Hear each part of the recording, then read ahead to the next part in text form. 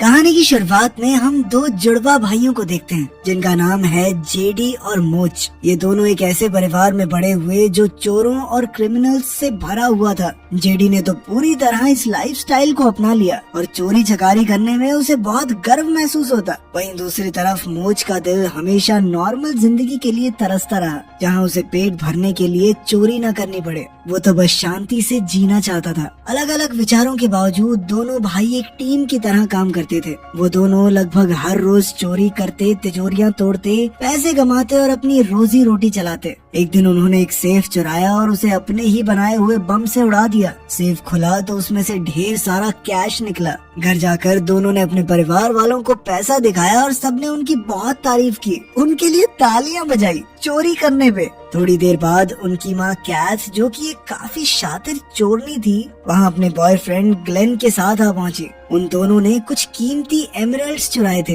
और इसी वजह से पुलिस उनके पीछे पड़ी हुई थी। पुलिस से भागते वक्त ग्लेन को गोली लग गई थी। दोनों यहाँ सिर्फ अपने परिवार को अलविदा कहने आए थे। कैथ ने अपना सामान उठाकर अपने दोनों बेटों को गले लगाया और कहा कि शायद ये उनकी आखिरी मुलाकात हो। फिर वो ग्लेन के साथ कार में बैठी और पुलिस आने से पहले निकल गई। पुलिस से भागते वक्त ग्लेन ने डर के मारे $4 मिलियन के वो एमरल्ड्स निगल लिए। इस बात को अब 25 साल बीत चुके हैं और अब तक वो दोनों पुलिस की गिरफ्त में नहीं आए। जेडी और मोच अब भी चोरी करके ही अपना गुजारा कर रहे थे। जेडी हर बार यही कहता था कि ये वाला लास्ट काम है, इसके बाद नहीं करेंगे, लेकिन मोच अब थक चुका था। वो अब ये सब कुछ नहीं करना चाहता था, लेकिन जेडी उसे हर बार एक नई चोरी में खींच लेता। एक रात उन दोनों ने घर में चोरी करने का एक फुल प्रूफ प्लान बनाया। उन्होंने घर का नक्शा, टाइमिंग, एग्जिट सब कुछ देख लिया था, लेकिन उनकी चोरी के दौरान ही अचानक एक सिक्योरिटी गार्ड आ गया। जेडी एक डिलीवरी बॉय होने की एक्टिंग करने लगा, लेकिन गार्ड को उस पर भरोसा नहीं हुआ।